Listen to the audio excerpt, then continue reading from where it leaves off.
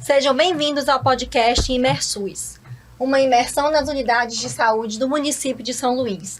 Hoje contamos com os representantes do Socorrão 1, Hospital Djalma Marques, a doutora Ilmara Pinho, diretora-geral, e o doutor Michel Marques, diretor clínico e chefe da clínica médica. O Hospital Djalma Marques, também conhecido como Socorrão 1, é o maior hospital público de São Luís do Maranhão. É um hospital porta aberta e foi doado pela Cruz Vermelha Brasileira ao município de São Luís. Recebeu este nome em homenagem ao doutor Djalma Marques, um médico ludovicense. Entre suas finalidades e atribuições estão a de executar a política de assistência médico-hospitalar de urgência e emergência e a de servir de apoio às instituições para o ensino da formação teórica e prática dos médicos. Sejam muito bem-vindos. Obrigada. A gente gostaria de agradecer o convite, a vocês. Acho que é uma oportunidade que a gente tem de esclarecer qual é o perfil da unidade, como é o nosso atendimento, como é que as pessoas conseguem procurar esse apoio dentro do Socorrão 1. Obrigado pela oportunidade. É um prazer estar aqui com vocês hoje. A gente estava conversando um pouquinho aqui no bastidor antes, que é bom trazer essa possibilidade de informação para a população do que a gente faz lá no Socorrão, o que a rede de saúde daqui do município faz. E, de alguma forma, a gente conseguir informar para que eles tenham acesso de uma forma mais facilitada e ordenada, O Ministério Público agradece a presença de vocês e também pela colaboração com o projeto ImerSUS, onde a gente pretende levar à população como conhecer, como procurar as unidades de saúde dentro do que elas oferecem no estado e no município. Então, o Ministério Público fica muito satisfeito com a presença de vocês e sabe que hoje vai ser um podcast muito rico, porque o Socorrão 1 é o hospital que mais fala no estado do Maranhão, Então, nós estamos aqui para ouvi-los, dentro das suas atribuições na unidade do Socorrão 1. E comecemos, então, com o doutor Michael. Por favor, doutor, o senhor pode começar a nos falar como funciona o Socorrão 1 e compartilhar essas informações com a doutora Ilmara, diretora do hospital. Beleza. É um prazer imenso, mais uma vez. Meu nome é Michel Marques, eu sou médico emergencista, trabalho no Socorrão 1 já por volta de 3 anos, trabalho na rede municipal de saúde já há algum tempo, há 10 anos, e fui convidado ao Socorrão 1 há 3 anos para gerenciar a clínica médica, que é uma das especialidades que trabalham lá no Socorrão. E durante esse decorrer, a gente, além da clínica médica, foi eleito pela Sociedade Médica do Hospital a também ser diretor clínico desde o ano passado, O Socorrão 1 é um hospital gigantesco, gente? É uma mãe dentro de São Luís, para São Luís e para o estado, Eu costumo falar muito isso para os médicos que trabalham comigo. Querendo ou não, a nossa responsabilidade, ela não é só dentro da grande ilha, Ela é uma responsabilidade estadual. A gente é referência para o estado em muita coisa, Então, é um prazer imenso trabalhar lá dentro, Tem muita coisa que a gente faz que é muito legal a gente vir para um podcast como esse e expor para que as pessoas conheçam, para que as pessoas saibam o que a gente consegue fazer lá dentro. Porque é um hospital de dimensão gigantesca, apesar de ter um prédio não tão grande assim, mas associado às suas retaguardas, aos seus convênios, ele consegue prestar uma saúde de excelência. Vocês têm lá quantos leitos no Socorrão 1? 249 hoje.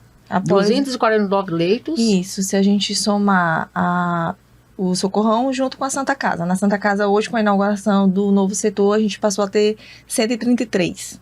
Então, doutora, vamos aqui, que eu não entendi direito. Dentro da unidade Socorrão 1, aquele prédio lá do centro, são 249 leitos? Não, 249 é a somatória. Dentro daquele prédio, 116. Isso. Aí, vocês trabalham também com leitos dentro da Santa Casa de Misericórdia. 96 leitos da vascular, mais 37 leitos da clínica médica. Mas sob gestão do Socorrão 1. Socorrão 1. E aí, o que dá a somatória de 249 sob a gestão do Socorrão 1, Na totalidade aí a gente tem quase 2.000 funcionários, fora as terceirizadas que hoje estão com a gente, exemplo da neurocirurgia, da anestesia, nefrologia. Então, assim, são quase 2.000 funcionários que estão nessa caminhada com a gente. Muito bem. E dentro desses 249 leitos, quantas UTIs? São 2 UTIs, num total de 18 leitos, né, que a gente tem. A gente também tem a UCI, são 2 UCIs, num total de 16 leitos. Explique para a população a diferença entre UTI e UCI. A UTI é uma unidade de terapia intensiva, né? Então, são aqueles pacientes normalmente mais graves, paciente que a população vai conhecer lá depois da Covid, principalmente, que fica no ventilador mecânico, que precisa de algumas medicações específicas para controle de pressão, monitorização. A UCI é uma unidade de cuidados intermediários, então a gente tem aí o espaço entre o paciente que saiu da gravidade da UTI, mas que ainda não é um paciente que tenha perfil de uma enfermaria, né? Então, ele fica num setor intermediário que seria a UCI. Então, a gente tem muito esses pacientes porque nós somos referência da neurocirurgia. Então, a gente tem, por exemplo, muito paciente de trauma cerebral que eles passam por cirurgia dentro do nosso hospital, vão à UTI para o primeiro período de observação, né, de acompanhamento, e depois disso eles descem para uma unidade de cuidados intermediários até acessar a enfermaria por fim, para depois poder ir embora. Então, a UCI hoje para a gente é essencial. A gente precisa ter essa unidade de transição entre a UTI e a enfermaria para a gente conseguir rodar. o paciente com mais segurança, Sim, né? sim. Eu tomei conhecimento que vou receber um selo de eficiência Isso. no tocante à UTI. A senhora pode, por favor, nos explicar quais são os critérios para ganhar esse selo? Como é que vocês chegaram a ser vencedores desse prêmio? Foram mais de 1.000 UTIs, né? Existe um chamado IPMED, né? Então, esse selo é fornecido pela IPMED. O IPMED, ele é alimentado diariamente pelo nosso coordenador da UTI, que é o Lucas. Então, é análise... Médico? Não, enfermeiro. Então, esse cadastro do IPMED, todos os pacientes adentro, desde dados pessoais ao diagnóstico. Então, ele vê o tempo de permanência do paciente, a taxa de mortalidade, o avanço clínico desse paciente. Então, esse trabalho foi feito durante todo o ano de 2024, para que neste ano de 2025 a gente viesse a receber esse selo. E aí, foi um trabalho que já tinha sido feito desde a gestão anterior. Então, no ano de 2023, a gente também veio a receber o selo, então já é a nossa segunda vez do selo fornecido pela IPMED. Pergunto, então quer dizer que dentro do estado, no município de São Luís, nós temos o Socorrão 1, que tem uma UTI que trabalha com excelência. Para receber um selo, é uma UTI de excelência. Foi premiada nacionalmente. Que foi premiada nacionalmente. Dentro de São Luís foram 3 UTIs, então o Socorrão foi concorreram. Não, que ganhou. E ganhou. No Brasil todo, mais de 1.000 UTIs participaram. Certo. E dentro de São Luís só foi o Socorrão, o Carlos Macieira e a UDI, que foram premiados com o selo de eficiência. Com o selo de eficiência, isso é muito bom.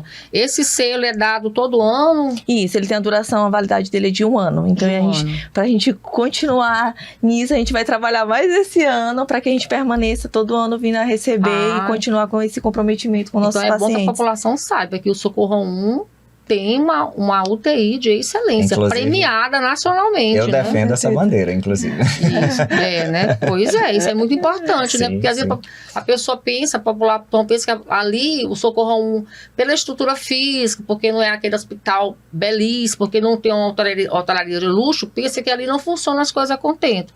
Mas agora é do nosso conhecimento que lá tem uma UTI de excelência, vou trazer premiada. uma situação de cotidiano. Assim, as pessoas às vezes, doutor, o senhor pode verificar a situação de um paciente para mim na UTI? Eu não sei como que tá lá. Eu digo assim, ó, tá tudo bem, fica tranquilo. Na hora da visita você vai saber a informação e pode ter certeza que ele está sendo conduzido direitinho, nem precisa.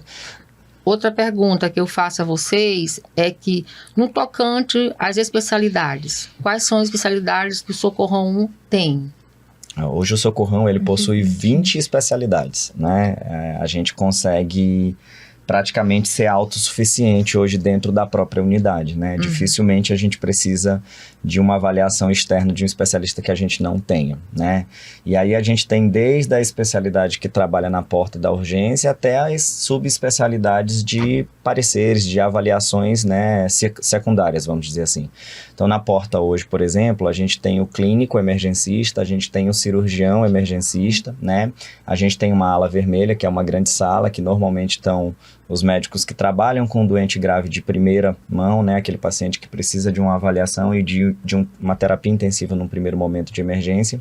E aí, quando ele adentra o hospital, a gente lá dentro vai ter cirurgião com subespecialidade. Então, tem urologista, né? A gente vai ter Cirurgia proctologista, torácica. cirurgia torácica. Tem a neurocirurgia, que hoje a gente é a referência dentro do município, e não só do município, a gente acaba Quando o sendo a senhor fala referência. assim, nós somos a referência em neuro dentro do município, o que significa isso? Significa dizer Porque uma coisa é você falar para mim, a outra Aham. coisa é falar para a população. população. O que significa ser referência na neurocirurgia dentro do Socorro 1 e dentro do município de São Luís? a neurocirurgia hoje, ela funciona com porta aberta, que acho que a gente vai explicar um pouquinho mais, né? O hospital que a população tem acesso sem precisar ser transferida de um outro hospital. Isso que é porta aberta. Exatamente, né? A população consegue acessar sem qualquer outro meio de outro hospital transferindo, vamos dizer assim. Passei mal, vou entrar direto naquele hospital. Ele é assim. E lá nós temos a neurocirurgia de urgência, né? A gente não tem nenhum outro hospital, com exceção à rede particular de São Luís, que tenha atendimento de neurocirurgia de emergência. Então, hoje, se o paciente tiver alguma patologia voltado a dano cerebral, um trauma cerebral, um acidente de moto, que teve um trauma cerebral, por exemplo, a referência hoje Socorrão. é o Socorrão 1, né? A gente tem outros hospitais em São Luís, né, que são porta aberta também, mas o único que tem como referência a neurocirurgia é o Socorrão 1. Então, por isso a gente é uma referência nesse tipo Quantos de médicos paciente. neuro nós temos no Socorro 1? Eita, a 12. escala de neuro 12, né? 12 São 12. médicos. 12 Tem um médicos. 24 horas. 24 horas eu Sempre tenho. ficam 2 médicos com a gente na escala, são 2 por plantão, e sempre permanece um dentro da unidade, entendeu? Durante o SD, e à noite eles ficam sobre aviso. E a gente Esses tem uma demanda médicos, grande. é bom que a população saiba também uma coisa. Muito se questiona isso, principalmente lá no âmbito do Ministério Público. Doutorão, médico que atende no Socorrão 1, neuro, Sim. ele é tão bom? Ou ele é o mesmo médico que atende no hospital particular na capital? Sim. Muitas das As vezes é a equipes mesma são equipe. quase as mesmas. É. Vou lhe dar um Diferem uma ou duas exemplo. peças. A mesma equipe que trabalha dentro do Socorrão 1 é a mesma que trabalha dentro do Hospital da Mulher, é a mesma que trabalha dentro do Carlos Macieira. E no Entendeu? particular, é o mesmo E médico? alguns sim. Alguns médicos Alguns trabalham. médicos trabalham na UDI, trabalham no São Domingos. Porque às vezes isso causa uma certa insegurança. Eles pensam que não. o médico que trabalha no SUS não é tão bom quanto o médico que particular. trabalha no particular. Eu digo sempre assim, gente, em São Luís é uma capital pequena. Então aqui os médicos que trabalham na unidade pública é o mesmo que trabalha na unidade particular. Então o Hospital Socorro 1 é um hospital de referência na neuro. E esses neurocirurgiões estão tanto na rede particular quanto na rede pública. Não é isso? Sim, exatamente. exatamente. E dentro do Dutra também, né? E dentro É um do Dutra. Que é hospital, uma referência. uma Que é uma referência também a neuro, referência né? acadêmica, né? E dentro do Socorro 1, vocês falaram que tem 249 leitos, tem várias especialidades médicas, né? São 20. 20 Isso. especialidades. 20. Quais são as outras mais demandadas dentro do Socorro 1? Hoje que o Socorrão mais atende é o Cirurgia paciente geral. da cirurgia geral, né? Quando eu falo cirurgia geral, eu falo do paciente do pequeno trauma até o paciente do grande trauma. O pequeno trauma, né? Um corte que vai precisar, por exemplo, de uma sutura simples, é uma referência da cirurgia geral. Um paciente que é um politraumatizado que vai precisar de múltiplas cirurgias. Cirurgia de crânio pela neurocirurgia, cirurgia abdominal pela cirurgia geral, cirurgia de tórax pelo cirurgião torácico. Então, querendo ou não, essa é a demanda maior que nós temos, né? Da cirurgia. Só que ela concorre ali tete a tete com a clínica médica, né? E aí a clínica médica são aquelas patologias talvez mais conhecidas pela população. É o derrame para eles, né? O AVC para a gente, né? O infarto que a gente tem é uma demanda gigantesca. A gente foi referência da cardiologia por muito tempo e por mais que hoje isso tenha dividido, a gente já tem outras unidades dentro de São Luís também atendendo o infarto, mas culturalmente o Socorrão era a referência Eu da não sabia que o cardiologia. Socorro 1 atendia cardiologia. Atende, infarto é um dos referência. carros-chefes da clínica lá pra gente. Eu não né? sabia. Quer dizer, se eu tiver tendo um infarto, em vez de ir para uma UPA, eu posso ir para o Socorro 1. Pode pro Socorrão 1. Pode pro Socorrão. Inclusive, eu acho que é importante, principalmente porque a gente está falando para a população aqui, a gente trazer, obviamente, de uma forma acessível e fácil para a população, que a gente trabalha hoje no Socorrão 1 com 2 protocolos que há 4, 5 anos a gente não imaginaria trabalhar, que são os protocolos de trombólise. O nome é estranho, mas é a gente desentupir a veia com medicação. Vamos falar assim, desentupir a artéria. Coração e cérebro. Então a gente pode conseguir diminuir, por exemplo, os transtornos de um paciente que teve um AVC e que chegou para a gente a tempo de utilizar a medicação, assim como a gente pode fazer isso também no coração. E assim, é algo que há 5 anos, quando eu formei, por exemplo, que fui acadêmico dentro de hospitais públicos, era inimaginável pra gente, porque é um tratamento extremamente caro, né? Então hoje a gente tem, se você chegar no tempo hábil para fazer a medicação, seja por infarto, seja por AVC, a gente consegue desobstruir a veia só com medicamento, sem precisar fazer um outro procedimento. Isso é bom, isso é bom, porque a gente consegue tirar vários sequelados da população, né? Um paciente sequelado, por exemplo, por um AVE, ele, querendo ou não, fica ele inválido e alguém da família inválido para cuidar dele. Então a gente tira 2 pessoas da sociedade, né? Isso é maravilhoso, isso é bom. A gente já fez diversos pacientes e vê ele chegar extremamente doente e reverter e sair andando como se nada tivesse acontecido. Isso é muito bom. Excelente. E quais são os cardiologistas de lá, doutor? Doutora Médico, Sam, minha comanda a equipe. Exato, né? doutora Sam é a coordenadora, a gente tem doutor Luiz, que trabalha com a gente, doutor Tássio, doutor Stefferson, são médicos referências em cardiologia, na ilha, né? Na ilha. E no AVC também? No AVC também. Coordenada aí pro doutor Marcelo. Doutor Marcelo, isso. Doutor Marcelo. Quando eu estive no Socorro 1, inclusive as fotos demonstram essa visita aqui, eu vi lá que eu entrei em todos os cômodos com a doutora Ilmara, Sim. né? E eu vi lá que vocês têm serviços que poderiam ser terceirizados, como é a lavanderia. Sim. Por que vocês mantêm a lavanderia dentro da unidade? Algumas razões. A primeira razão, acho que é a praticidade. A gente consegue demandar e corresponder à nossa expectativa de imediato. Você não fica dependente de uma terceirizada. O segundo ponto, eu tenho funcionários efetivos que podem colaborar comigo. Então, essas pessoas são utilizadas no nosso trabalho, né? E lá a gente também não faz só a questão da lavagem. A elaboração de toda a roupa é feita dentro do hospital. Então, hoje eu não dependo de uma terceirizada de pagar ou algo do tipo. Para mim, hoje, tanto em relação a funcionário como em relação a recursos financeiros, vale muito mais a pena, porque a gente demanda da direção e eles correspondem às expectativas. Vale dizer, então, que a pessoa que faz é beca?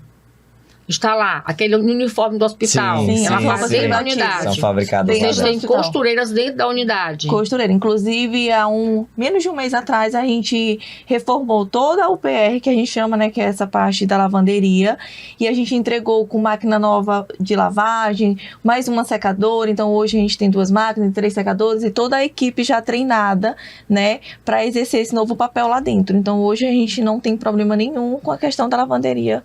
E nem da confecção dos uniformes. Nem da confecção. Muito bem. Eu também verifiquei lá o corredor. O famoso corredor do Socorro 1, que a população aponta o dedo, mas não conhece porque ali no Socorro 1 tem aquele corredor. Num dia que eu estive lá, eu conversei com muitos pacientes que estavam nesse corredor. E o que eu verifiquei? Que aqueles pacientes não eram da capital, não eram do município de São Luís. Porque o que eu vejo é que a população confunde assim, é que o Socorro 1 é de todo o estado. A população não sabe, de modo geral, que o Socorro 1 é um hospital do município, sob a gestão do município de São Luís, para o paciente que tem residência em São Luís. Mas é claro que não pode fechar as portas para quem vem do interior. Sim. E muitos pacientes eram oriundos do interior do Maranhão. Como vocês explicam hoje, como é que está funcionando esse corredor? E realmente, vocês confirmam que esses pacientes que ali estão, a maioria veio do interior do Maranhão?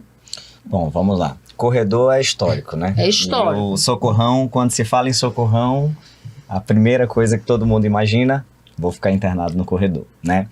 Na verdade, a gente precisa diferir algumas coisas. Eu acho que é importante a gente trazer essa situação dos pacientes oriundos do estado, né? Até para que a população entenda o porquê que alguns realmente vêm e vêm da forma correta e alguns não.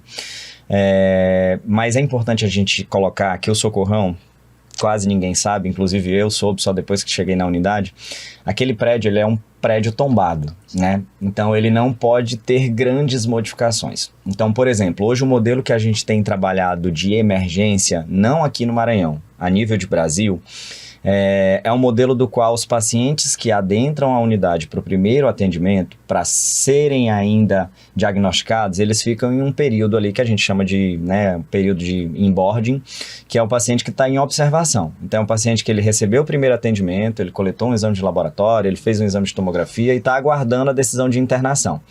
Lá no Socorrão, a gente tem uma questão.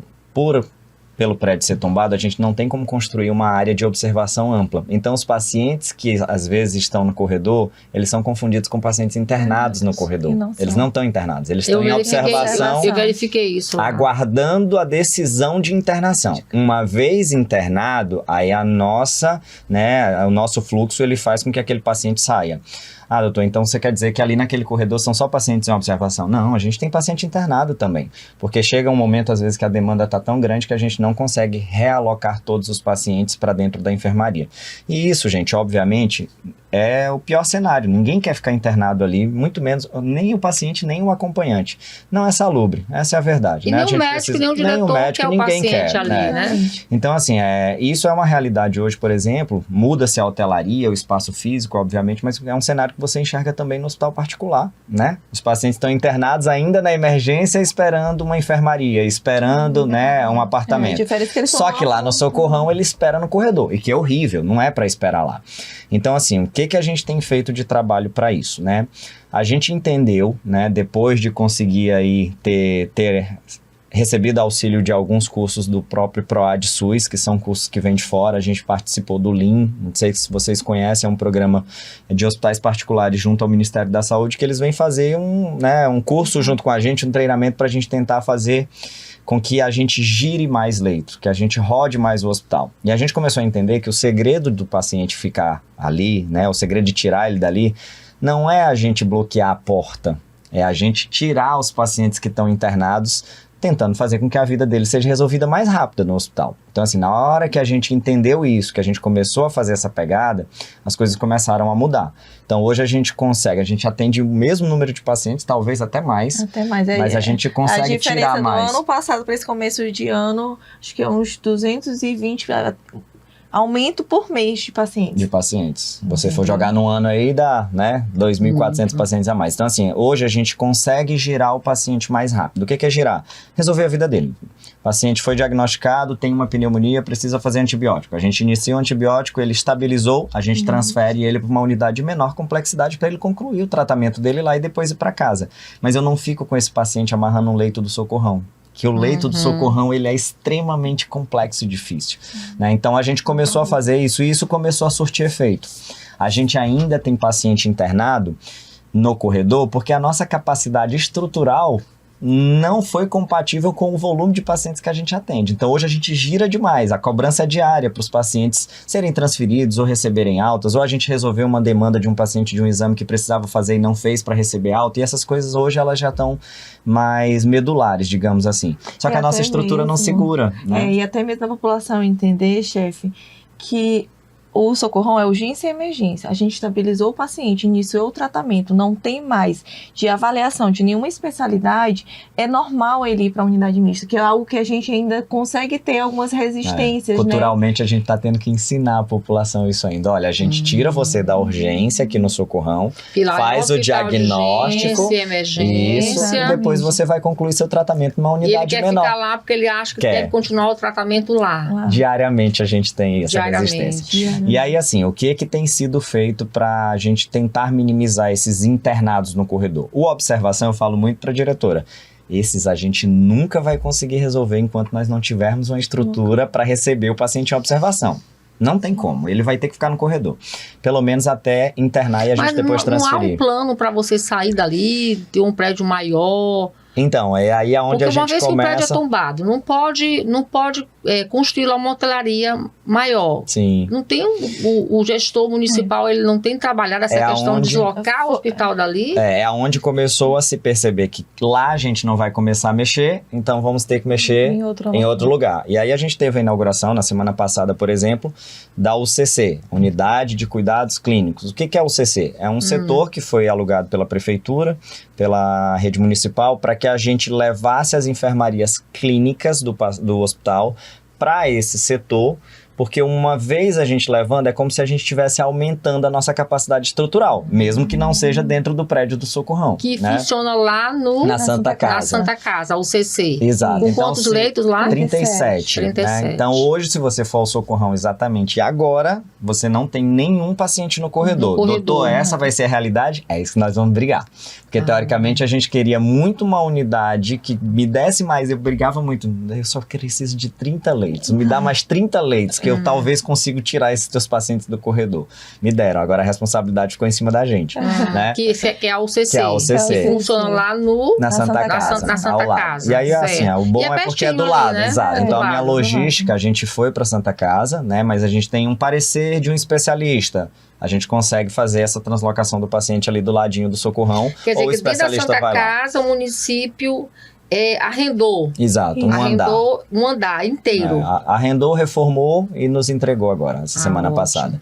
E aí, assim, talvez a gente consiga com esse trabalho agora pra frente, que a gente já vinha girando bem, tendo ganho aí 35 leitos, talvez deixar ali no corredor ainda os pacientes que ficam em observação. Internou, Entendi. sai pro leito. Essa é a ideia. Então, por isso que o corredor do Socorrão ainda é uma realidade, né? Mas eu acho que o caminho tá trilhado da forma correta. Eu acho que vai levar um tempo para as coisas conseguirem realmente, entendi. né? Mas é bom Não, deixar não. claro também, doutora, que esses pacientes vão continuar sendo assistidos por todas as especialidades que a gente citou, vai continuar tendo o apoio do Serviço de Apoio Diagnóstico Terapêutico, que é nosso exame de imagem, laboratoriais. Certo. Ele vai ter o mesmo tratamento, que foi sempre, né, de quarta-feira para cá, nossas transferências foram as perguntas que foram Os feitas questionamentos, é. pelos pacientes. Mas eu vou ter isso, eu vou continuar tendo o mesmo tratamento, vai ser o mesmo tratamento. A gente só tá alocando Quer dizer eles que eles no... têm medo de ficar no corredor e não receber o tratamento que o paciente que está no leito recebe, é isso? Não, a Não. transferência deles para o CC, eles estão Ah. perguntando se eles vão continuar tendo o mesmo apoio que teria no Socorrão. Ah, no E a gente Socorrão. vem deixando isso muito bem claro. Vai ter o mesmo apoio dessa especialidade, do Serviço de Apoio Diagnóstico Terapêutico, mesmo nível. A diferença é que agora eles estão num local bem mais digno. É, um lugar digno. Entendeu? Entendi. E no tocante, eu também verifiquei lá, inclusive eu entrei no laboratório. Eu acho que é o único hospital público que tem um laboratório, Em laboratório próprio. um laboratório próprio. Como é que funciona esse laboratório próprio?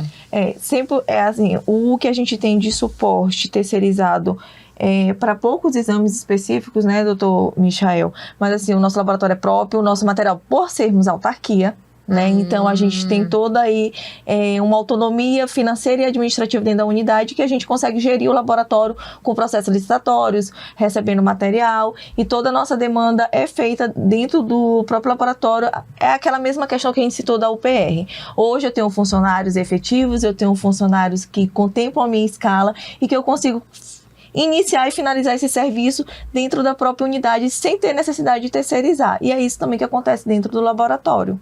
E enorme, né? Eu vi lá. Enorme. É enorme o laboratório de vocês. Um maquinário mesmo de Maquinário ponta. de ponta, eu vi. Exatamente. Além do laboratório, quais são os outros procedimentos e exames que vocês ofertam dentro da unidade? Dentro da unidade, a gente consegue ofertar exames que atendam à urgência imediata. Então, a gente tem um laboratório, como foi citado, Próprio. de apoio diagnóstico de imagem. A gente tem radiografia, a gente tem ultrassonografia, endoscopia e tomografia, né? Então, 90% dos casos a gente consegue resolver basicamente com esse arsenal, né? Alguns exames que a gente precisa fazer fora e a gente tem a disponibilidade, só que o paciente faz uma unidade externa, por vezes a ressonância, né, quando a gente precisa pela equipe da neurologia, que eles pedem bastante, né, um exame com um pouquinho mais de acurácia, mas não é um exame de urgência, é um exame que é secundário. E a cineangiocoronariografia, o CAT, né, o cateterismo do coração. E como a gente recebe muito paciente da cardiologia infartado, é um procedimento secundário que a gente precisa fazer. E a gente consegue fazer também uma unidade externa, mas não deixamos de ter, a gente tem lá também. Existe já esse Farmácia. convênio. E farmácia? É lá mesmo? Farmácia própria, tem a Farmácia própria também é lá. Tanto tem o almoxerifado também, que vocês fizeram visita, né? Visitamos. Alguns processos licitatórios acontecem dentro do Socorrão, então a gente recebe esse material. E os outros materiais também vêm no suporte da rede, que é a CEMUD, né? Que também nos fornece alguns medicamentos e materiais hospitalares. Ótimo. Doutora, uma curiosidade que eu me lembrei agora, que quando nós estivemos lá, quando da nossa visita, foi o primeiro hospital que a gente verificou que tinham 2 entradas, que vocês citaram que era uma entrada vertical e uma entrada horizontal. Vocês podem fazer essa diferença? Sim, sim. Muito bom. Isso é legal. Isso, inclusive, foi algo que a gente trouxe desses ensinamentos do Lean, o programa lá que trouxe o treinamento pra gente, Qual o programa, doutor? O Lean, ele é um programa do Ministério da Saúde com instituições privadas de São Paulo. O Einstein e o Sírio são os 2 grandes hospitais, né? E o Moinho dos Ventos em Minas Gerais, que são os hospitais que trouxeram uma equipe para fazer treinamento. E eles trouxeram algo interessante que a gente adotou e usa até hoje, né? À época, a gente tinha uma única porta no hospital. Isso no Socorrão 1 e lá no Socorrão 2, eu também trabalhava no 2, para receber todos os pacientes. Então, se misturava em um mesmo fluxo o paciente com a gravidade maior e um paciente mais tranquilo. E isso ficava confuso desde a recepção, até para a própria equipe de saúde que ia atender, na hora de triar, na hora de classificar e na hora de dar prioridade a quem precisava ser atendido primeiro. Então a gente trouxe essa ideia que eles, na época, nos orientaram a gente ter 2 portas de entrada para o paciente, né? Então tem a porta de entrada vertical. Entenda-se vertical, aquele paciente que consegue andar, né? Ou que vem na cadeira, aquele paciente certo. que tem uma gravidade presumida menor, né? Normalmente são pacientes que precisam do atendimento, eles precisam ser acolhidos, precisam passar pela equipe de enfermagem, equipe médica, mas são pacientes normalmente com patologias menos agressivas e menos graves, né? Menos emergenciais. Diferente do horizontal. Vertical. Exatamente, diferente do horizontal. Então, o paciente que chega horizontal, a gente usa o termo porque normalmente o paciente está chegando em maca, deitado, por vezes em parada cardíaca, né? E aí essa porta ela fica muito próxima, por exemplo, do setor de grande emergência, que é o paciente acaba adentrando ali, né? A grande maioria desses pacientes que chegam da horizontal graves, eles adentram a grande sala, que é a sala vermelha. Então, essa é a diferenciação. O vertical é o paciente que está relativamente mais estável, não significa dizer que ele não está doente, né? E na horizontal é o paciente mais grave, é o paciente que não está conseguindo deambular, não está conseguindo andar.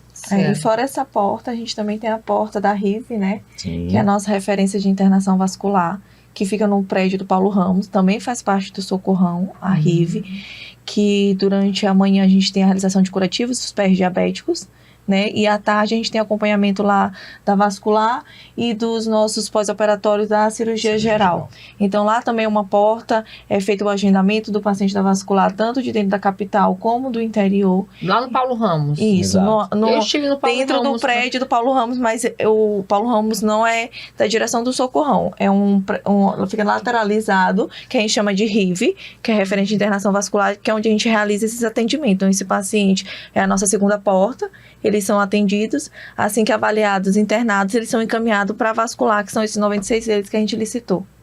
Excelente. Outra coisa, doutores, eu também verifiquei lá, tinha um setor de doação de órgãos. Sim. Como funciona esse setor de doação de órgãos lá? Diga para a população. E é um orgulho da gente lá, né? A gente carrega esse selinho aí lá da doação de órgãos, né? Existe um setor chamado CIDOT, né? Hoje a CIDOT, na verdade, ela está institucionalizada em vários hospitais, né? Existe a CIDOT no Socorrão 1, mas existe a CIDOT no Socorrão 2, existe nos hospitais particulares, existem também nos hospitais estaduais. O programa e a equipe que está capacitada para a captação de órgão, né? E o Socorrão 1 a gente tinha uma oportunidade gigantesca de doação de órgão, visto que a gente tem muito paciente politrauma e muito paciente da neurocirurgia, que são pacientes às vezes que a condição é irreversível, eles acabam evoluindo para a morte encefálica. E uma porcentagem muito alta desses pacientes são pacientes jovens, né, que têm a possibilidade da gente fazer captação de córnea, né, e a gente estava, né, com um serviço que a gente podia entregar muito mais. Então, de uns anos para cá, a gente tem como chefia lá do serviço um colega da gente que trabalha na UTI, né, que ele é apaixonado pela área e ele leva aonde ele carrega, né. E aí a gente... Doutor Iago. E aí ele leva a estrela no peito, né? Ele carrega mesmo o serviço junto com a equipe inteira, tem uma equipe maravilhosa lá. E hoje a gente tem conseguido fazer a captação da córnea no Socorrão. Era algo que a gente fazia o momento com a família, findava o diagnóstico de morte encefálica, acolhia os familiares no intuito de ver a possibilidade de conseguir, né, um doador, e aí a gente depois levava o paciente, né, para um outro serviço para fazer a extração. Hoje a gente está conseguindo fazer no Socorrão 1. É só a córnea? Córnea, Dentro no do Socorrão Socorrão, 1 sim. só córnea. Ah, quer A dizer... gente começou em abril, né? A gente conseguiu, a partir do dia 10 de abril até o final do mês, a gente conseguiu fazer a coleta de 8 córneas. Uhum. Antigamente esse processo era feito pelo Dutra. A gente fazia toda a entrevista, igual o Dr. Michel falou, toda a entrevista familiar, só que no ato da coleta a gente não fazia, né? Era o Dutra que fazia. Era o Dutra. Então a gente treinou toda a nossa equipe para fazer essa coleta dentro do próprio Socorrão. E hoje é feita essa coleta. Assim, é um orgulho que a gente tem de toda a equipe. Inclusive, ontem eu estava numa palestra de Poliana, que é a coordenadora da enfermagem, né? da CIDOT. Então, assim, hoje a gente consegue fazer um trabalho dentro do Socorrão no mesmo Que pouca gente sabe, viu? no mesmo quantitativo que hoje uma OPO, que fica dentro de uma unidade do Estado, faz. Então, hoje a gente está com o nosso processo dentro do Ministério da Saúde, esperando validação para nos tornarmos também uma OPO, que é uma organização de procura de órgãos, ou seja, eu não vou coletar somente dentro do Socorrão, eu vou ter outras unidades que eu vou poder fazer essa coleta, né? E aí, com isso, salvar vidas, consequentemente. Então, esse processo está lá, eu acho que tramita, até o final do ano a gente já consegue ter esse retorno e a gente melhorar nosso serviço ainda mais, a população de São Por que Luís. só a córnea? Lá a gente tem estrutura só para coleta de córnea, que é assim, você Vocês não demanda. que fazem a coleta só de córnea. Exato, a gente não E tem os uma outros demanda órgãos, de não muito tem outro equipamento. hospital que vinha fazer a coleta, A gente não? faz todo o processo, o início do processo com a família da entrevista. Certo. E aí a gente passa para outra CIDOT que faz essa coleta, né, por completo. Dentro do Socorrão hoje, a partir de Só abril, a só córnea. Isso. Quem Tem sabe lá na atendido frente, muitos né, a pacientes gente aqui, consegue né? fazer Na mais, capital, né? Outra coisa, eu já perguntei sobre o laboratório, doação de órgãos, uma coisa também que me chamou muita atenção lá foi o pátio das ambulâncias. Ambulâncias, inúmeras ambulâncias ali. Vocês podem precisar quantas ambulâncias chegam por dia ali do interior do Maranhão? Eita, de ambulância é uma pergunta talvez difícil, mas em números de atendimento, De atendimento, somos o quê? quanto? 12, 15 ambulâncias por... Mais ou menos? É. Num plano, Por dia? Por dia. Bastante. Isso de manhã, de tarde, ou também à noite aumenta o Eu acho que número? de forma rotativa, eu acho que mantém ali sempre 10 ambulâncias Muitas no ambulâncias pátio, do né? interior. Em números no absolutos, final quantos de atendimentos semana- hoje a gente tem? Não, na porta 3.200, sendo Mês. que mês, sendo que Mês. em torno de Mês. 1.800, 1.600 é da cirurgia Da geral. cirurgia. 1.800 na cirurgia geral, É trauma. a nossa maior demanda. Maior cirurgia demanda. geral. É, Aí porque depois acidente vem de carro, clínica acidente de médica. moto. Normalmente sim. E aí eu acho que abre, talvez, a possibilidade Tiro. até da gente... Tiro, né? demais. Faca, tentativa de homicídio. Mas a né? maioria é acidente de moto. Normalmente são acidentes de trânsito. Normalmente Trânsito, acidente de trânsito, a trânsito. maioria, né? E vida do interior. Então, Também. e é isso que eu ia colocar. A gente tem muito daqui da Grande Ilha, né? Mas em sua grande maioria, sim, do interior. E eu acho que é um ponto importante a gente falar, doutora, já que a gente estava falando que no dia que fez a visita lá, viu muito paciente Vi do muitos corredor, pacientes né? no corredor. Que se diziam ser do interior do Eu estado. perguntei, todos eram do interior do estado. A maioria era barreirinha. A gente tem uma pactuação, eu não recordo exatamente o ano, a época, mas existe a divisão do Maranhão em regionais, né, em macro-regionais. E a macro-regional norte, ela é uma macro-regional que, de fato, o município de São Luís ele tem a responsabilidade de receber o paciente da urgência, o que for urgência, né? Aí é onde a gente às vezes tem as lacunas da subjetividade, né? Então a gente tem um limbo aí de coisas que não são urgentes, que uma vez internou no hospital do interior e de lá ele deveria aguardar transferência, né, para um hospital que seria a referência dele, do estado, e aí acaba que às vezes demora um pouquinho, então aventura, né? Então, às vezes, a equipe coloca o paciente e pede para vir para o Socorrão para a gente tentar aventurar, né? Para eles tentarem aventurar a possibilidade de tratar lá no Socorrão. Então, assim, A gente tem sim uma responsabilidade com a macro-regional de receber a grande urgência, né? Então, o que seria uma grande urgência, por exemplo? Vou trazer uma situação. Um paciente em Rosário, né? Foi alvejado por tiro, teve uma lesão em um vaso e precisa de um cirurgião vascular para fazer a cirurgia de recuperação desse vaso, né? Em Rosário não vai ter essa especialidade. E é o paciente que não tem como você internar num hospital de Rosário e esperar sair um leito para ele vir. Ele morre antes disso, né? Então, esse paciente, ele precisa vir. Esse, ele está dentro do escopo do que foi feita a pactuação lá de trás, né? Não está dentro do escopo é o paciente, por exemplo, que tem uma pneumonia, por algum motivo aquela pneumonia complicou, ele está com um pouquinho de líquido no pulmão e precisa de uma drenagem. Esse é um paciente que ele é passível de aguardar um tempo para ser transferido para um hospital de referência.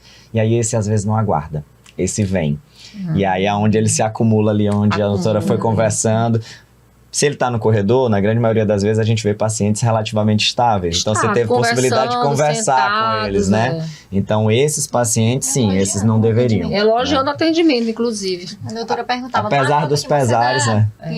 Eu perguntava assim, qual a nota que você dá para o atendimento aqui no Socorro? Dava 9, dava 10. Ai, que bom. Doutora, que o problema não é para a gente aqui, a gente está elogiando muito o tratamento médico, o corpo técnico trata o problema aqui só é o corretor que fica sentado, a estrutura. Sim. Aí eu até expliquei, não, porque aqui é um prédio tombado, é muito difícil de você construir outros leitos aqui, aumentar o número de cômodos aqui. Aí até entendiam. A gente pode ter vários problemas, como qualquer uma outra unidade de saúde, doutora, mas assim, o compromisso que a equipe hoje tem dentro do hospital, eu digo que é o grande diferencial do Socorrão. Eles Porque elogiavam as pessoas muito. Fazem mesmo assim por amor. Por amor. Né? Porque a Eu gente perguntava, sabe nossas até dificuldades. os pacientes que estavam em leitos internados, eu perguntava qual a nota que você dá aqui de 1 a 10.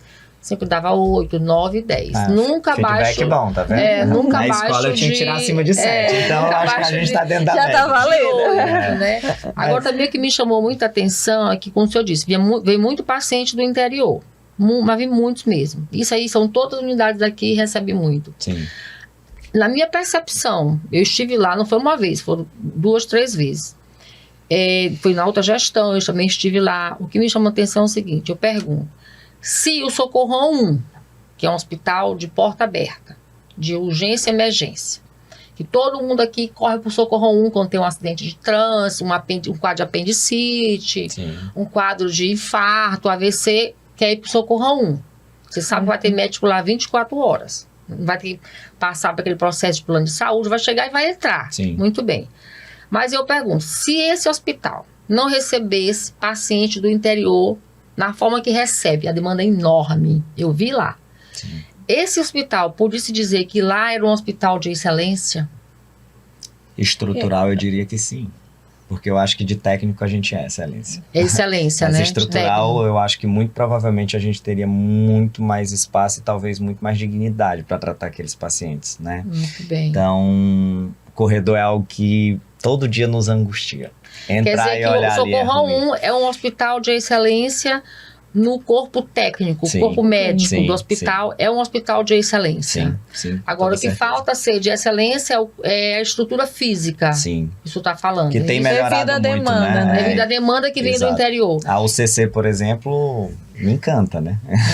Porque querendo ou não, eu ganhei uma estrutura que eu pedi há algum tempo, muitos né? leitos dentro da Santa Casa, então, nas assim, proximidades do Socorrão 1, do realmente lado, é um exatamente ganho do lado, né? Então, assim, é a considerável. estrutura que a gente, por exemplo, pede, né? É isso que a gente está falando. O corpo técnico é muito bom. E quando eu falo corpo técnico, gente, É muito bom. vamos entender do A equipe porteiro inteira. até o pessoal dos do bastidores Porteiro, lá atrás, até né? a nossa higienização. Até lá o bastidor. Então, assim, a estrutura que tiver, que a gente for ganhando, vai fazer com que talvez a gente se torne essa excelência. E outra coisa que me chamou a atenção, se esse paciente, você falou que tem que estar dentro do escopo, né? Região norte. Sim. O que está fora do escopo era para ficar no interior, então para o hospital de referência. Exato. Pergunto, o município daqui, ele não cobra do município que mandou fora do escopo? A remuneração, o tempo que foi gasto, o dinheiro que foi gasto com aquele paciente? Integralmente não. não Integralmente consegue não. receber integralmente. Mas parcialmente, o que você recebe? O paciente ele consegue ser, né, faturado como uma internação, mas esse faturamento ele Não é vem, transferência de verba. Não é transferência lá do município para cá, né? É um faturamento por ele ter sido atendido no nosso hospital. Quer dizer que não vem um retorno financeiro do município. Não vem. Não. Quando a gente recebe um paciente que é fora da macro, a gente recebe realmente se o paciente não tiver estabilidade clínica de retornar. Uhum. Porque hoje é feita uma triagem na porta, é feita uma classificação desse paciente. Independente dele estar dentro da macro ou não, a gente vai analisar a estabilidade clínica do paciente. Eu acho que essa é uma grande diferença que a gente vem conquistando, né, Michael, dia a dia dentro da unidade, que é de formar o médico da porta e entender que o paciente, que por mais que ele não seja na nossa macro, mas se ele estiver instável, ele vai adentrar o socorrão e a gente vai tratar esse paciente como se ele fosse Sim. realmente... Está na urgência, né? Ele tá na SUS urgência. Não se avalia, não tem o que Doutor, se a questionar. diferença entre emergência e urgência? Sim. Qual é a diferença entre emergência e urgência? Emergência é o paciente que tem risco iminente de morte. De morte. Né? Emergência. Emergência. E entra no socorro 1 também. Entra. Urgência é um paciente que ele tem risco de vida, mas ele é um paciente que ele tem uma estabilidade clínica ainda, né? Então, Certo. emergência, vou trazer para vocês uma parada cardíaca. O paciente está com o coração parado, é uma emergência médica. Ele precisa ser submetido a um tratamento naquele momento, senão ele tem um risco de vida, né? É diferente de uma urgência. Vou dar um exemplo. Uma apendicite, por exemplo, é uma urgência, mas o paciente chega acordado, conversando com a dor abdominal, ele precisa ser operado de uma forma urgente. Não dá para segurar essa cirurgia para daqui a uma semana, né? Mas não é uma emergência. Não né? é emergência. E no tocante à alimentação? Como é que funciona lá? Nutricionista? Como é que Tem funciona o toda a fornecimento de equipe alimentação? de nutrição, técnico de nutrição. A nossa empresa é terceirizada, né, de nutrição. E é fornecido 6 refeições por dia para cada paciente. E para o acompanhante, 3 refeições por dia. Que no caso, o café, o almoço e a janta. Já o paciente, ele acrescenta aí o de jejum, né, e a ceia. Então, e o lanche da tarde. Então, vem acrescentar aí Ainda tem mais esse 3. custo aí. Eu vi a cozinha lá. O almoço é feito ali para os funcionários, para todo mundo. Para todos os funcionários. naquela cozinha que tá ali. Isso, e todos os pacientes. Embora funcione lá, é terceirizado. É terceirizado. Então, toda a estrutura lá é junto com a terceirizada.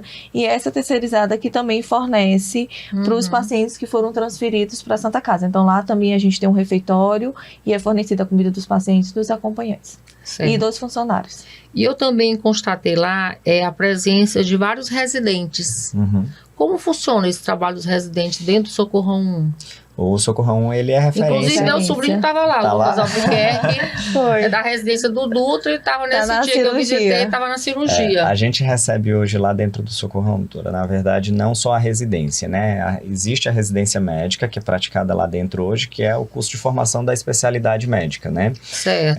Mas a gente tem a academia também funcionando lá, né? Então, a graduação está lá dentro da parte médica, da parte de enfermagem, de fisioterapia, né? E eu acho maravilhoso. Eu estava conversando há alguns dias com o coordenador da emergência lá e falando para ele que a gente começou a formar os médicos que a gente está colocando dentro do próprio serviço para trabalhar. Eu falei, isso tem sido maravilhoso, porque assim, antigamente você trazia uma pessoa que não conhecia a rotina do hospital, que cada hospital tem sua rotina. Tem a sua né? rotina. É igual a casa de cada um aqui, né? Isso. E aí você precisava ensinar para ele como que a rotina funcionava. Então a gente está fazendo esse trabalho dentro do processo de formação dele. Então ele está formando ali o último ano de medicina, a gente já mostra como é que é o beabá do hospital, né? Ó, funciona assim, assim, assim, desde a parte administrativa até a parte técnica, né?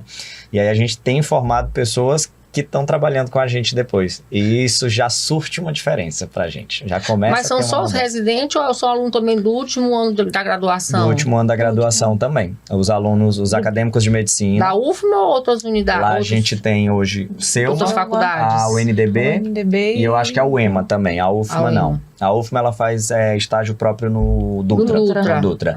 Só que os residentes do Dutra fazem a parte da emergência No Socorrão. conosco. Lá no Socorrão. Lá no Socorrão, isso. Muito bom. Mas a gente também tem acadêmicos lá de outras áreas, de fisioterapia, de enfermagem, que também ficam com a gente no final da formação. no Vocês estágio. também têm um quadro de enfermeiro muito grande lá. Quantos enfermeiros trabalham no Socorrão? Então, doutora, Eu vi que o quadro é enorme, enfermeiro, levando em consideração a equipe de enfermagem, ela pega 53% do nosso quantitativo. É o maior quadro nosso. Do RH total, né? Do RH total Muita nosso. gente. É mais de Muita 50%. 52, Acho que em todos os 53. hospitais, não é? 53, todos os hospitais. Ontem mesmo a gente estava na nossa semana de enfermagem, na abertura, e a gente fez esse comentário. A gente falou muito das multifaces da enfermagem. Como a gente tem enfermeira em todos os cantos do hospital. Desde a sala de resíduo, né, da que eu falo ali do lixo, até do núcleo de educação permanente, que é o que trabalha esses residentes, os acadêmicos que passa por lá, ao núcleo de internação, de regulação, ao enfermeiro e ao técnico assistencial. Então, assim, a importância da categoria dentro da nossa unidade é muito pertinente, é muito óbvio, né? Hoje, nossa coordenadora do Vanessa, da regulação, chegou pra mim: Mara, na próxima vez faz essa semana de enfermagem aqui dentro, porque eu tava atrás de todos os enfermeiros. Eu disse, tá vendo como a nossa categoria é importante? É verdade. Mas assim, é um A trabalho... sua formação acadêmica é de enfermeira, né? Sou. Eu não tô defendendo. Ah, mas tem que defender sim. Realmente, eu tenho que dar um mérito. Eu digo isso muito pra eles. A gente tem que dar um mérito pra quem é de direito. E vocês fazem um trabalho essencial dentro da nossa unidade. Inclusive, nas UPAs também, o maior quadro de enfermagem. Nos Todos- hospitais, acho que doutora, todas as como um unidades, todo, entendeu? Vai ser a equipe de enfermagem, o técnico e o enfermeiro. Doutor, agora explica assim, aqui nós temos duas atribuições. Ao diretor geral, nós temos um diretor clínico. Uhum. Eu sei como funciona, a população não sabe. Então, especifica aí as suas atribuições dentro da unidade. O que o diretor geral faz dentro da unidade? Para depois o doutor falar da diretoria clínica. Tá.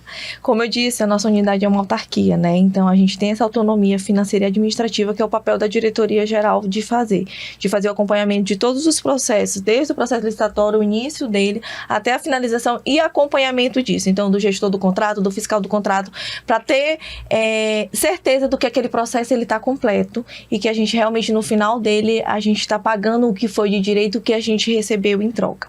Fora isso, o acompanhamento de todos os indicadores do hospital, né?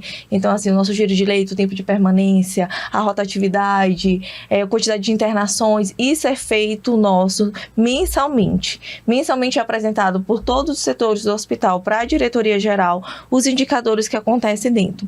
Esse segundo semestre a gente vem inovando um pouco, né, Michel? A gente está nesse planejamento para que agora, a partir de julho, a gente vai apresentar alguns indicadores mensais, né? Ou semanais, desculpa. Semanais. Para quê? Para que realmente a gente detecte aquele problema e naquela própria semana a gente vinha resolver.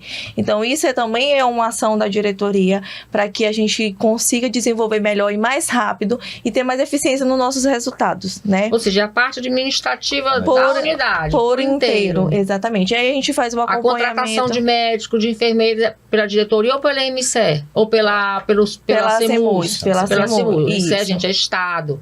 CEMUS, município. Então, a contratação do corpo técnico é pela CEMUS. Pela CEMUS. Mas a gente chega a fazer a filtragem, né, de alguns colaboradores, até mesmo para a gente passar sabendo qual é o perfil da nossa unidade, de acordo com o perfil daquela pessoa que a gente fez a primeira etapa da entrevista. Mas quem valida é a CEMUS. E dentro da equipe da administração, você tem o quê? Contador, só enfermeiros? Como é que é o quadro de vocês? Eu digo que a gente tem uma CEMUS dentro do Socorrão por ser autarquia.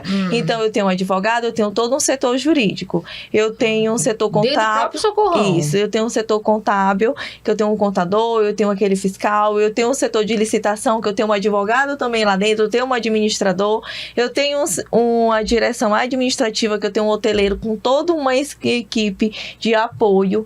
Então, toda essa parte que você me perguntou de nutrição, de rouparia, de manutenção, fica responsável por Pablo, que é o nosso diretor administrativo. Eu tenho o diretor técnico, né, que é Dr. Érico, e tenho o nosso diretor clínico, que é Dr. Michael. Então, Dr. Michael, então como é que funciona o trabalho do diretor clínico dentro do Socorrão 1? Pronto, vamos lá. Diga-nos. É algo que a gente precisa até diferir no começo aqui, designar entre o diretor técnico e o clínico, né? O diretor técnico, que hoje lá conosco é o Dr. Érico Cantanhede, ele é médico também, exatamente. Então, dentro do organograma, da hierarquia, eu venho abaixo do Dr. Érico, né? Então, o que o Dr. Érico é? que é o diretor técnico. Ele fica responsável por todas as classes técnicas dentro do hospital. Então, o Dr. Érico é o diretor técnico da equipe médica, da equipe de enfermagem, da equipe multi, que entra fisioterapia, terapia ocupacional, psicologia e todos eles. Então, ele rege todas essas equipes. O diretor clínico, que é o papel que eu venho exercendo hoje, ele é um diretor que foi eleito pela Sociedade Médica do hospital. Há uma eleição, os médicos do hospital votam em um diretor clínico para um cargo de 2 anos. O diretor clínico, ele está lá para resolver as burocracias, os fluxos, os POPs e escalas da equipe médica. Então, digamos que hoje eu teria a responsabilidade com os médicos da unidade, né? E aí... O médico faltou, o senhor que vai substituir aquele médico, por exemplo. O coordenador normalmente vai estar abaixo de mim para fazer essa primeira função. Se não, terei que ser eu. Certo. Obviamente, se eu puder trabalhar no setor do médico que faltou. Eu não posso adentrar o centro cirúrgico porque eu não sou cirurgião, por exemplo, né? Mas eu preciso designar alguém que vai fazer esse papel.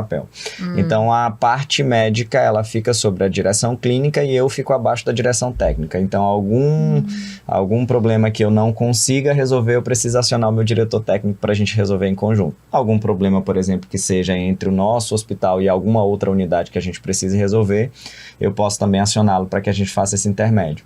Então, o diretor clínico, ele está lá no papel de coordenação dos coordenadores médicos, vamos dizer assim, né? Certo. E o diretor técnico, que hoje é o Dr. Érico Cantanhede lá conosco, ele está acima de todas as classes técnicas do hospital. Tá? Certo.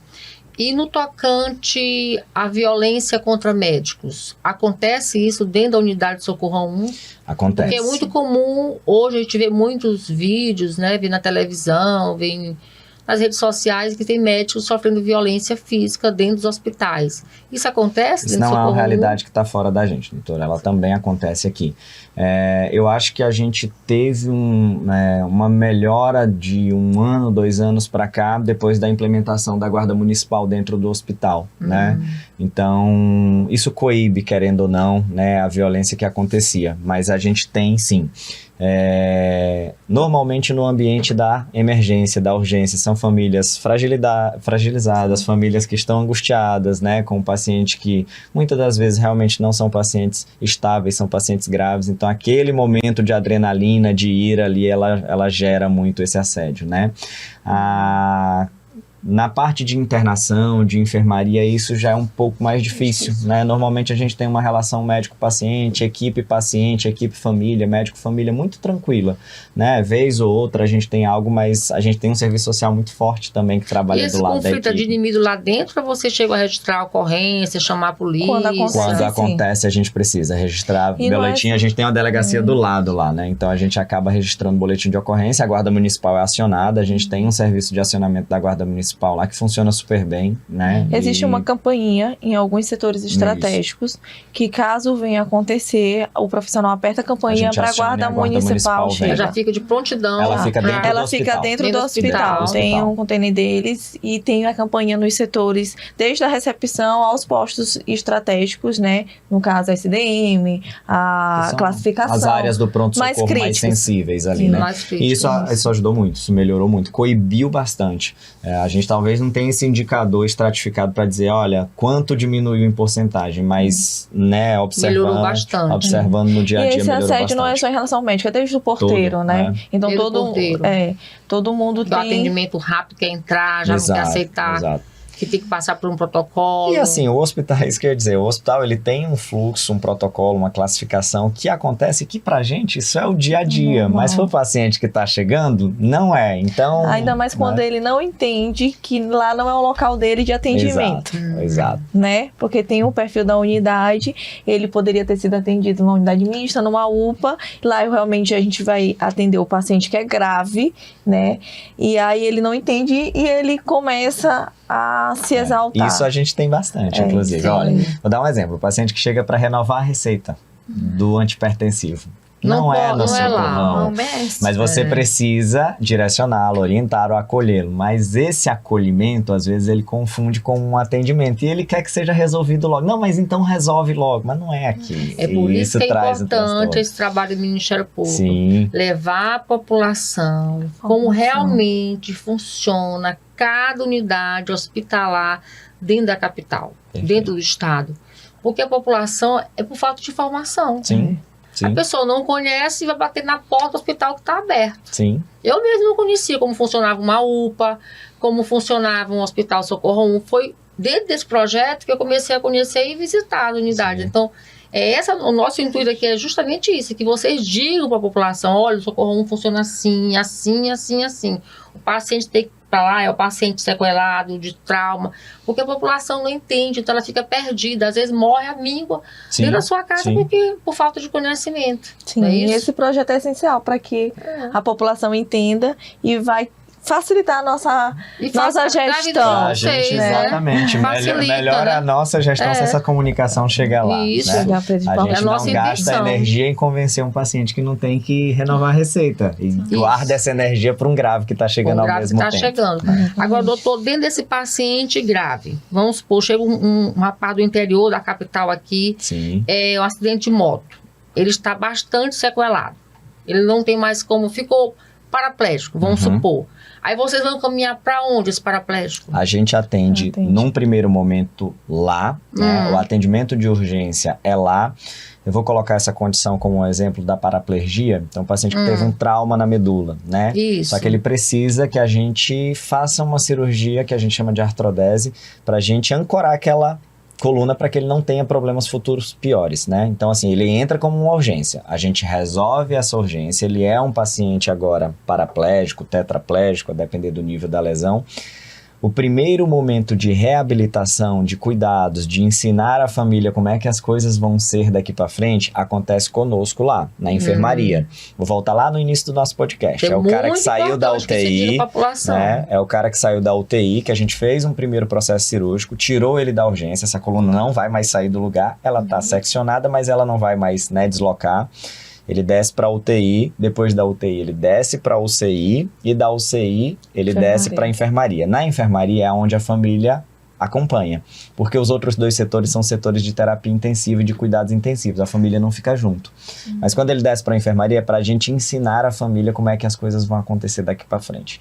Então, às vezes é um paciente que ele não consegue mais se alimentar por via oral, porque o nível de consciência dele não ficou legal, e aí a gente vai ter que confeccionar uma sonda na barriga para ele se alimentar por lá. E a gente precisa orientar a família como é que isso vai funcionar, como administrar, como mexer naquela sonda. Como higienizar. Como higienizar. Alguns pacientes não conseguem ter um nível de consciência para respirar pela via normal do nariz. E aí a gente tem que botar aquele dispositivo, né? Que é a Ou seja, vai do traqueostomia. hospital para casa. Exato. Aí a gente Ele não vai para o hospital Sara, por exemplo, Não. fazer E aí, fisioterapia. mas ele tem o direito a acesso de uma forma secundária, doutor. Então, assim, depois que a gente ambulatorial. consegue liberar ele lá do socorrão para casa, a família orientada quanto aos cuidados que vão ser prestados em casa pela família, ele é um paciente que tem uma condição que se adequa, por exemplo, à reabilitação em um outro hospital. E aí Certo. a família faz o agendamento, já por é a exemplo, eu vou família, usar não é o socorrão.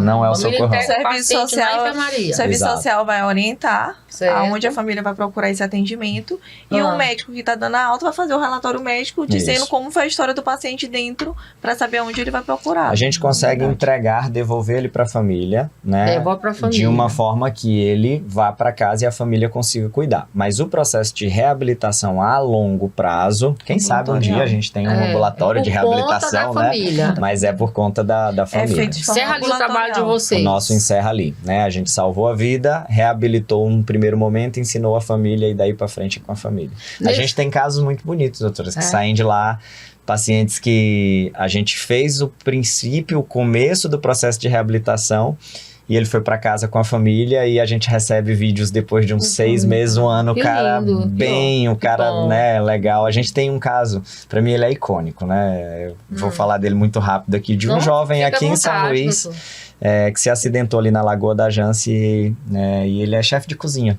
né? Um menino jovem, um menino, assim, que teve a vida, né, ali parada por um momento difícil. E ele teve um trauma craniano grave, ficou na UTI, depois desceu pra gente na reabilitação e a gente fazia um trabalho com ele legal. Ele era cozinheiro. Então a gente, para começar a estimular ele fazer, né, movimentos e tudo, a gente levou uma panela para ele fazer. E ele fazia, assim. Eu falei, que pronto, tá na legal. hora de ir pra casa. Já tá conseguindo cozinhar. Que Ele legal. disse que vai voltar e fazer um jantar lá pra gente. Ele tá Que esperando. legal, novo, né? E aí depois esse processo é com a Novo. família Era jovem. 20 e poucos Não anos, tinha nem né? Era 30 anos, Michael. não. Um rapaz É, meu Porque bonito. eu conheço, doutor, não sei se isso lá confirma um socorrão. que a maioria dos pacientes do trauma são jovens. São jovens. Jovens, São né? jovens. Entre 15 e 25 anos. A gente tem isso até É indicador lá que a gente pode passar depois. A grande São- maioria desses são traumas são jovens. jovens. São jovens, motocicleta, acidente de É a trânsito. grande De maioria das trânsito, vezes. Grande maioria, né? Acidente de trânsito. E quanto ao índice de mortalidade, o que vocês podem dizer aqui? No hospital. A gente tem um índice de mortalidade dos pacientes emergentes alto, porque são pacientes Graves. extremamente graves, né? Uhum. Então, a gente recebe muito paciente numa condição irreversível, né? Explique aqui, porque a população acha assim, chegou no socorrão, morre, mas não é isso. É porque o paciente Que chegou chega no muito estado grave. muito grave dentro da unidade. Então É. explique para o doutor, para ele como é que funciona esses critérios para adotar que lá tem um índice de mortalidade grande no setor tal. Então assim, o paciente da emergência, da grande emergência, a gente tem muito recebimento de paciente do trauma, do politraumatizado. E normalmente são politraumas muito graves. Então são pacientes com múltiplas fraturas, são pacientes com trauma craniano, que é um trauma extremamente grave. E são pacientes que normalmente chegam pra gente, por vezes até já em parada cardíaca. Mas esse paciente, ele é nosso. Então, ele entra no nosso indicador como um índice de morte lá dentro. Mas a gente restringe isso a esses pacientes. Os pacientes do politrauma grave, o paciente que chega em parada cardíaca por causas clínicas, um infarto fulminante, por exemplo, chega, a gente atendeu, mas não conseguiu reverter, né? Os Aí pacientes entra dentro do índice de De vocês. mortalidade. Isso, então a gente tem um índice de mortalidade alto, por exemplo, na nossa grande sala, que é a sala que recebe os doentes emergenciais. E aí, isso é habitual de outros hospitais também vai ter. É diferente, por exemplo, dos pacientes, né, da UTI, os pacientes da UCI, da enfermaria, que nosso índice vai lá embaixo. São pacientes que a gente conseguiu tirar da condição de emergência e daí para frente a gente Então, tem esse sucesso no índice tratamento. alto de mortalidade dá-se por conta desse paciente na gravidade. grande sala. Exatamente. Não é o que sai da UTI da UCI, não. É o Esse, paciente graças a que Deus, a gente chega, tem sucesso. Tem chega na grande sala já com quadro quase irreversível. É tanto Exatamente. que um dos indicadores para analisar, para receber o selo de UTI eficiente, é a taxa de mortalidade Sim. dentro da UTI. Que Entendeu? é Então- baixo. Então, Na há UTI é um muito controle baixo. dessa taxa de mortalidade dentro da UTI. O nosso índice mais elevado realmente é igual o Michel falou, é na gravidade do paciente na ala vermelha. Que chega, né? Do politrauma, né? É. Chega lá na grande sala que o senhor fala. Aí já chega já com Normalmente são quase pacientes quadros já com quadros de irreversíveis. né? irreversíveis. Muito bem. E no tocante, esses pacientes que além do trauma, nós temos muitos pacientes também que de violência doméstica, bala, facada, vocês recebem muitos desses pacientes lá? Temos, bastante. Inclusive, o nosso número de pacientes cirúrgicos ser tão alto é porque Bastante. mescla aí, né? O paciente do politrauma e o paciente da violência, né? Quando a gente fala da violência, a gente fala de tudo isso, né? Violência geral. E a gente tem bastante. E eu acho que, do ponto de vista de georreferenciamento, geolocalização ali do socorrão, a gente pega uma Redondeza. área de redondeza que tem muito crime, né? Muito então crime. chega muito paciente ali das regiões mais periféricas que acabam tendo facções e tudo, então a gente recebe muito. Mas aí vocês não têm medo de entrar uma facção lá? Como é que vocês fazem esse gerenciamento desses pacientes que vêm oriundos do crime? Normalmente não tem como fazer Não tem como- controle. não A Guarda Municipal nos ajuda do ponto de vista de E o segurança. nosso serviço social também, junto com a equipe de enfermagem, tem que deixar ciente a delegacia. Quando entra um paciente, a gente tem que informar de imediato. É tanto que é uma cobrança que eles mesmos fazem pra gente, né? Entrou Ilmara, informar de imediato. E esse fluxo foi criado lá dentro da unidade, justamente para fortalecer essa comunicação e ter o apoio de todo o policiamento que for necessário. Então o paciente entrou por causa de um tiro, uma facada. A gente tem que informar Aí tem que imediatamente. tomar a delegacia de Tem. polícia de imediato. Sim. E você recebe também paciente oriundo de violência doméstica? Mulheres? Mulheres, vítimas? isso. Aí nesse caso, como é que o socorrão age? A gente tem um atendimento do serviço social na sala de Lilás, né, que a gente fala, onde elas fazem um acolhimento dessa, vamos dizer, mulher, né, e passa todas as instruções necessárias naquele momento. Muitas das vezes o que acontece mesmo, doutora, é a mulher ela não informar. na conversa, na história do paciente, a gente detectar que essa mulher sofreu uma violência e aí tá o marido do lado, por exemplo, que foi ele que violentou, e a gente tem que ir com todo jeitinho, trazer essa mulher para dentro da sala, conversar em particular, ao momento dela expor pra gente o ocorrido, né? E aí a gente abrir a nossa notificação da violência que ela sofreu. Mas há esse acolhimento desde a nossa classificação, e aí é finalizado pelo nosso serviço social na sala Lilás. Certo. E quais são as patologias de lá que são obrigatoriamente tem que ser notificadas? Tá. Que você recebe lá? A gente tem doenças de notificação compulsória, principalmente da nossa área tropical. Então, né, arboviroses que são típicas da nossa região, a gente precisa da notificação. Mas a gente também tem as doenças infecto-contagiosas. Então, a gente recebe pacientes com HIV que até então não conhecia o diagnóstico. A gente acaba fazendo o diagnóstico no hospital. Ele não vai lá por causa do HIV. Ele vai por lá um outro motivo. Aí E quando a gente testa, exato, HIV, hepatites, né? A época do Covid, a gente precisava sempre estar atento a isso, hoje também, né? Mas já não é uma grande realidade como há 3 anos. Mas doenças infecto-contagiosas para notificação é o nosso carro-chefe. É o carro-chefe. Exatamente. Muito bem. Pacientes e crianças vocês não recebem? Não recebemos. Não recebemos. Acima de 13 anos aí é com a gente. A partir de 13 anos com vocês. Abaixo é o hospital da criança. Da criança. Para tudo, né? Para tudo. Há um tempo existia aquela diferenciação do paciente pediátrico cirúrgico operar no Socorrão 1. Não, hoje o Hospital da Criança assume tudo com eles. Então lá vocês não têm o pediatra? Não não tem. Porta clínica não. Hoje eu tenho o clínico e o cirurgião para fazer o primeiro atendimento. Né? E o AVC, vocês têm um anexo separado para o AVC, para tratar o AVC? Dentro do próprio Socorrão. Dentro do próprio prédio. Isso. Eu tomei conhecimento também que aumentou, não foi? Tiveram que aumentar esse espaço do AVC, que a gente aumentou o número de pessoas que chegam lá com quadro de AVC. A gente virou referência para trombólise, que é o uso da medicação que eu passei há pouco para vocês. Quando o paciente chega com AVC, ele está num intervalo muito curto ainda do ictus, do momento que começou a doença, a gente consegue fazer a medicação e reverter o quadro. A partir do momento que você vira referência, a população começa a descobrir que lá existe o tratamento imediato, começa a aumentar o fluxo. E aí hoje a gente tem leitos que são leitos para o AVC, né, lá dentro do próprio Socorrão, no Socorrão mesmo, não é no anexo. É um paciente que adentra pela emergência, feito o diagnóstico, feito o processo de trombólise, que é o uso da medicação. Ele fica conosco normalmente 24, 48 horas, depois recebe alta, né? Então esse AVC, ele, querendo ou não, ele começou a aparecer um pouco mais depois desse processo. E isso nós estamos falando de 2, 3 anos para cá, mais ou menos. A gente não tinha isso novo, antes. Então. É novo. É um serviço novo que vocês estão prestando lá dentro, né?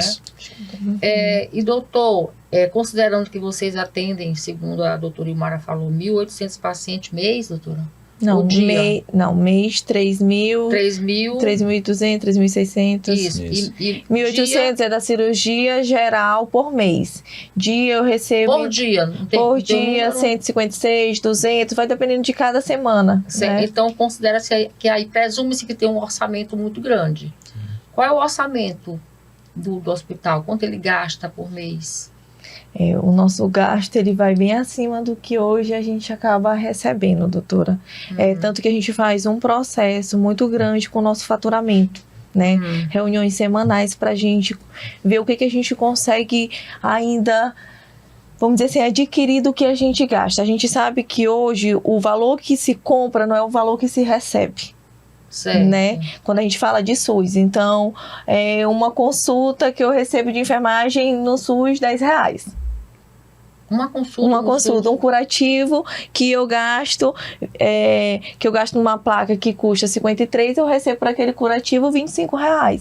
Então é incompatível o valor que se gasta com o produto do que eu recebo no faturamento. Como é que faz a complementação para fechar o orçamento? Igual eu tô lhe dizendo, a gente, por mais que a gente seja autarquia, a gente ainda vem a ter o suporte hoje da CEMUS, para que realmente a conta venha a bater. Então, entendeu? Quem socorre vocês é a CEMUS? Eu não diria a palavra socorrer, mas eu diria a palavra... Complementar. Exatamente, complementar.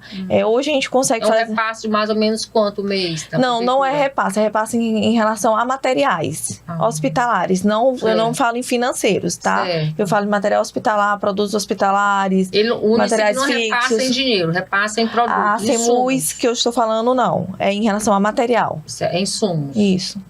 Quem repassa em dinheiro é O que a União, gente produz. que vocês produzem. Exatamente. Muito bom.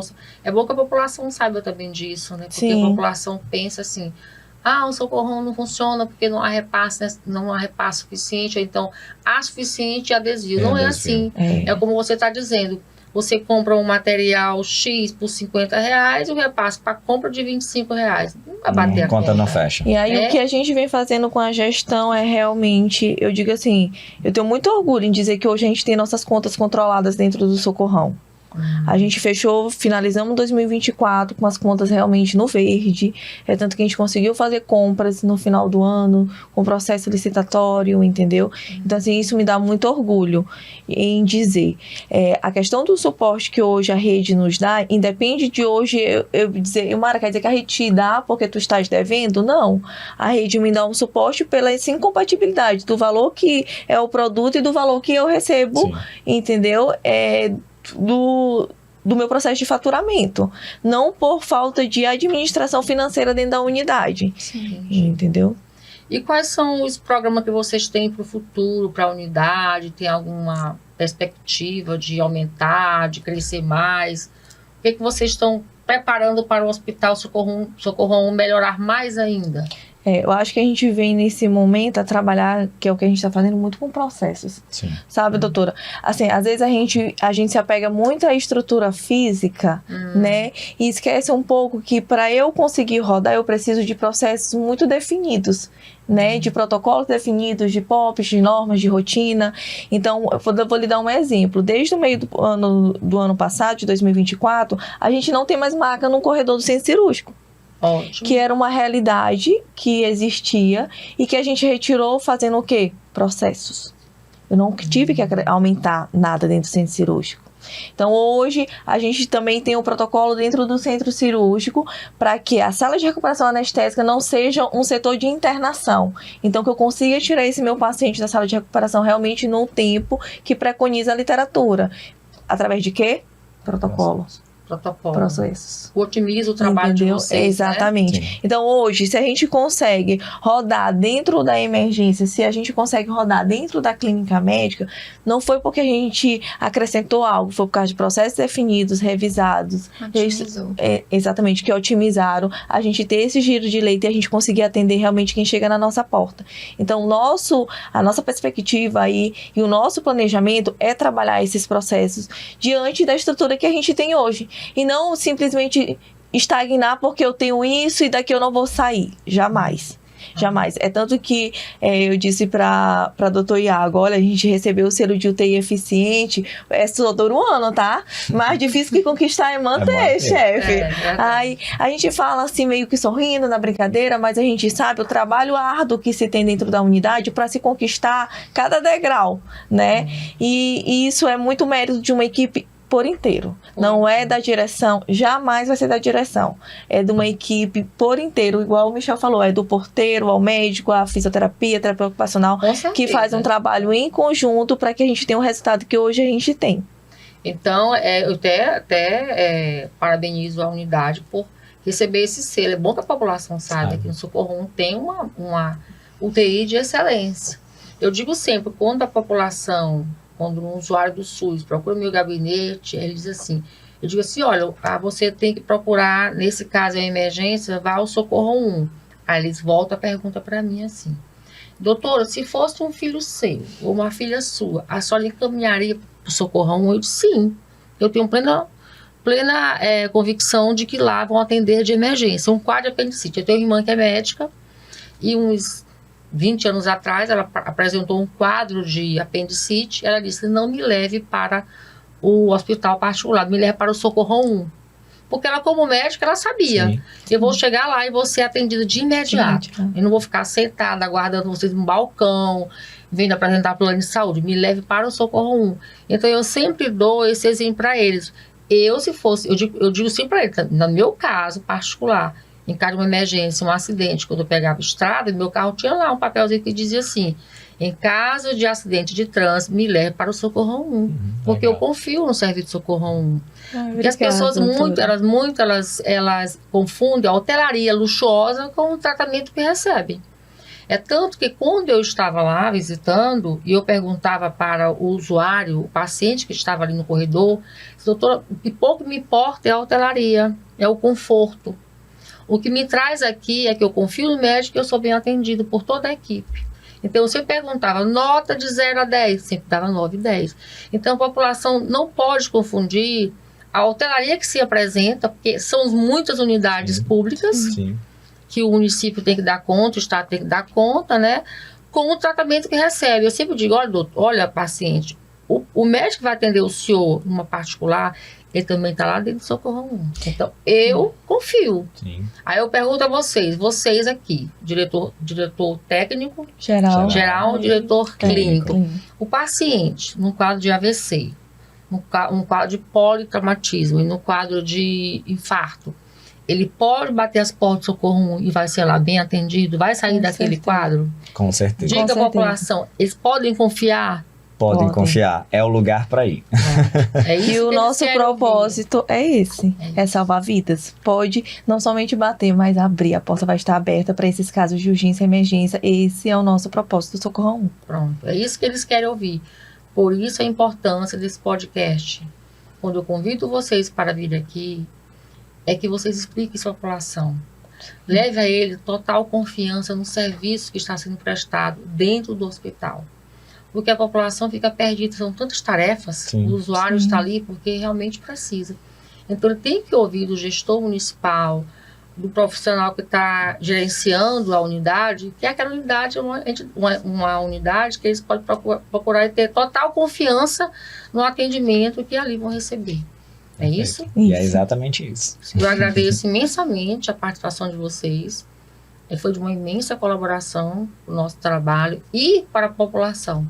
Obrigada. E serão outras vezes convidados a esse podcast. Muito obrigada, estaremos Vai à ser um prazer. disposição, né, chefe? Obrigada, doutora. Obrigada, Eu Mariana. gostaria de agradecer também publicamente pelo excelente trabalho que vocês prestaram para minha mãe, que precisou de um soro, que eu não sei o termo técnico, mas que só tinha no Socorrão 1. E prontamente Tá vendo? ela foi encaminhada para lá e voltou falando muito bem. Eu acompanhei, muitíssimo obrigada. Ah, que Obrigada, maravilha. Mari. Obrigado, Vendo como o obrigado. Socorro 1 está aqui recebendo seus elogios publicamente. A população vê que pode confiar, que lá tem excelentes profissionais, tem insumos. Quando não tem, vocês têm onde pegar o insumo, buscar o insumo, não é isso? Sim. Temos. E é bom ouvir isso de um órgão fiscalizador, né? Porque normalmente são antagônicos, né? Parece que o órgão fiscalizador tá lá só para, né, bater. E não é isso, né? Não Tá é trazendo, isso. abrindo espaço, deixando a gente mostrar para a população o que é que a gente faz, o que que a gente tá lá, a prontidão. Isso é legal, isso é muito bom. O Parabéns. protagonista aqui são vocês, não é o Ministério Público, Obrigado. são vocês. Mas a gente agradece imensamente, doutora, pela abertura de deixar a gente expor para a população o perfil da nossa unidade, o trabalho que vocês fazem, e é de imensa retorno para a gente. A gente vai ter esse retorno quando a gente conversar com a nossa população e ela entender que o atendimento não é lá. Isso. Né? E isso pra gente vai ser de grande valia. Então, muito obrigada, Mariana, doutora Elizabeth, por deixar a gente E eu digo mais, o convidar. nosso programa aqui já está sendo copiado por Amazonas. Ó, que legal. Tá vendo? Legal, Já está legal. sendo copiado. Legal, Parabéns, doutora. parabéns. O Obrigada. Ministério Público agradece e confira o nosso próximo podcast, que será com o Dr. Joel Nunes, antigo secretário de Saúde do município, e com a doutora Ana Carolina Mitre, secretária do município de Saúde de São Luís.